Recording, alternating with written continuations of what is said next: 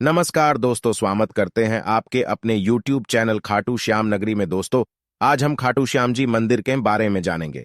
श्री खाटू श्याम जी भारत देश के राजस्थान राज्य के सीकर जिले में एक प्रसिद्ध गांव है, जहां पर बाबा श्याम का विश्व विख्यात मंदिर है।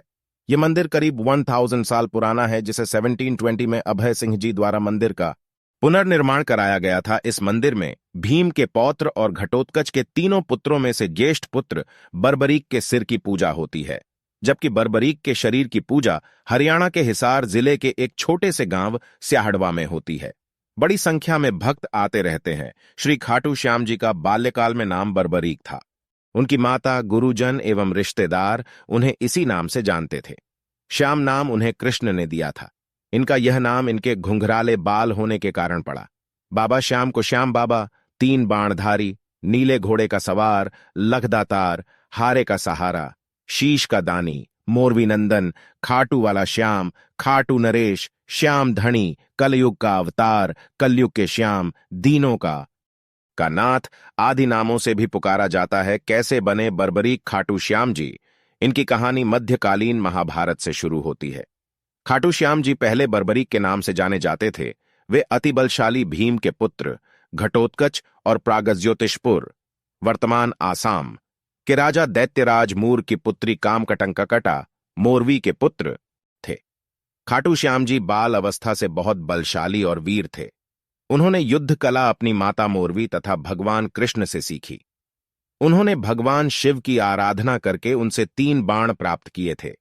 इस तरह उन्हें 3 बाणधारी के नाम से जाना जाने लगा और दुर्गा ने प्रसन्न होकर उन्हें धनुष प्रदान किए, जो उन्हें तीनों लोकों में विजय दिला सकता था। जब महाभारत का युद्ध कौरवों और पांडवों के बीच चल रहा था, जब यह बात बर्बरीक को पता चली तो उनकी भी इच्छा युद्ध करने की हुए वे अपनी माता के पास गए और बोले, मुझे भी महाभारत का युद्ध करना है। तो उनकी माता बोली, पुत्र, तुम किसकी तरफ से युद्ध करोगे? तब उन्होंने बोला, मैं हारे हुए की तरफ से युद्ध करूंगा। जब वह युद्ध करने जा रहे थे, रास्ते में उन्हें श्री कृष्ण मिले और उनका उपहास करते हुए बोले कि हे बालक, ये क्रीड़ा भूमि नहीं, युद्ध भूमि है। 3 बाणों में युद्ध तो क्या सैनिक भी नहीं मरेंगे?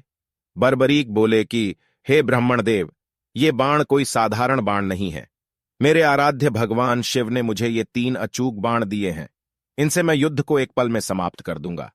ब्राह्मण रूपी श्री कृष्ण ने बर्बरीक की परीक्षा ली और उन्होंने एक पीपल के पेड़ के पत्तों में छेद करने को कहा।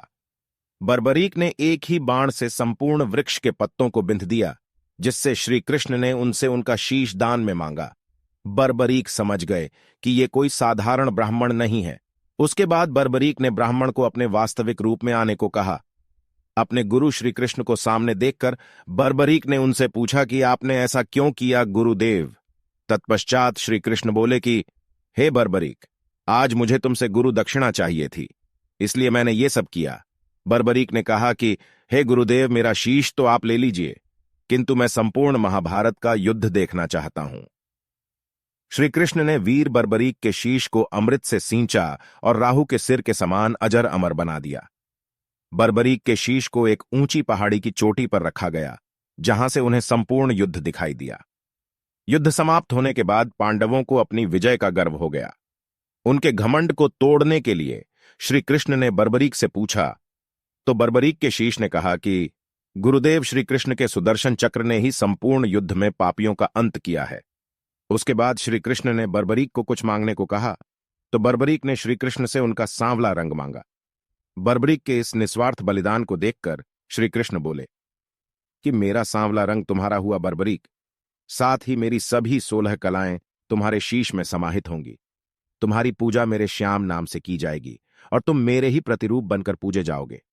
जो भक्त तुम्हारे दरबार में आएगा, दुनिया में कोई ताकत उसे दोबारा हरा नहीं सकेगी और उनकी मनोकामना